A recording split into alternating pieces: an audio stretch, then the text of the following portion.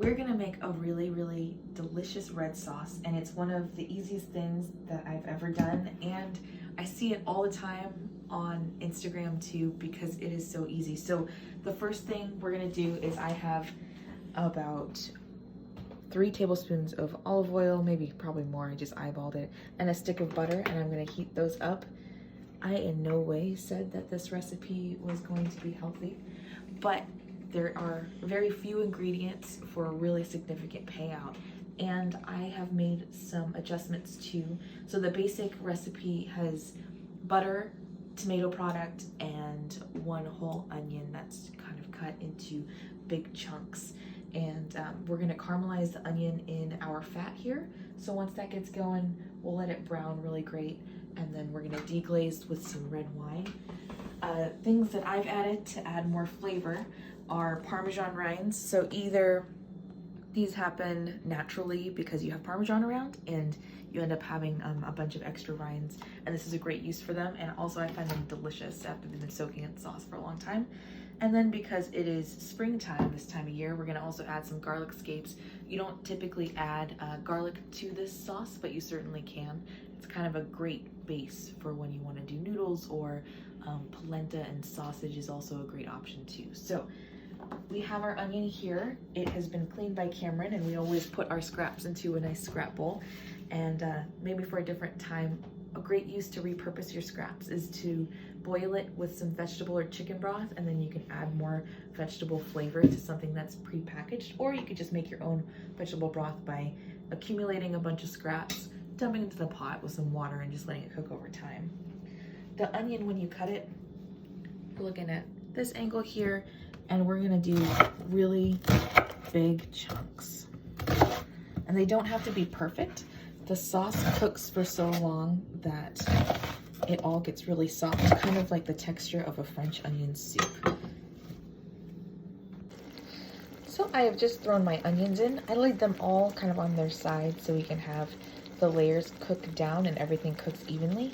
And I've also thrown my seasoning on top here. So I have about a 1/4 teaspoon of truffle salt, a teaspoon of regular kosher salt, teaspoon and a 1/4 of red pepper flakes, and then 1/2 teaspoon of black pepper as well. And you're welcome to change and alter that just as needed. I kind of just like to use what's around and keep it basic, because this recipe is really going to be a very comforting and delicious buttery dish, so you don't need much to make it tasty. So my onions have gotten a chance to brown in the butter a little bit. I added about a 1/2 cup of red wine to help deglaze them. And now I'm going to add my tomato paste too. I find that when you, and we're doing about a little more than like a scant 1/4 cup here. I find that when you add it to a lower stage, like just directly to the onions, it's easier to mix into the mix rather than having to sort out lumps within all of the sauce that you're about to add. And this one's really nice. It's nice and concentrated, so it's going to give us that really great tomato flavor. Because nothing has to be perfect here. Next, we're going to add our 1 can of diced tomatoes, 2nd can of diced tomatoes, and finally our full can of tomato sauce. It's also a good time to turn the temperature down to about medium low. We are looking for low and slow here. I'm gonna mix this all about. Make sure that the onions are kind of lifted and supported by the tomato sauce. Nothing's sitting on the bottom. You don't want it to burn. Even if it's low, the duration of the cook could cause that. I'm also gonna add, looks like Cameron grabbed me some sage, a few fresh basil leaves, more sage, and then a little sprig of rosemary. And then, as promised, we're gonna add some garlic scapes whole. They're a little tough right now because it's still early in the season, so we're not sure if we'll eat them, or we might just get that nice garlic flavor toward the end. And then finally, Parmesan rinds, and this just adds kind of like an underlying nice cheesy flavor, and I like to submerge those completely and make sure that they're getting cooked along with the sauce. Now we're just gonna cover and let sit for about 2.5 hours. 2 hours later. All right, we've been cooking our sauce for about 2.5, 3 hours, and this is the final product. It's kind of dark in color because of the wine that we added and the fact that it's cooked so long.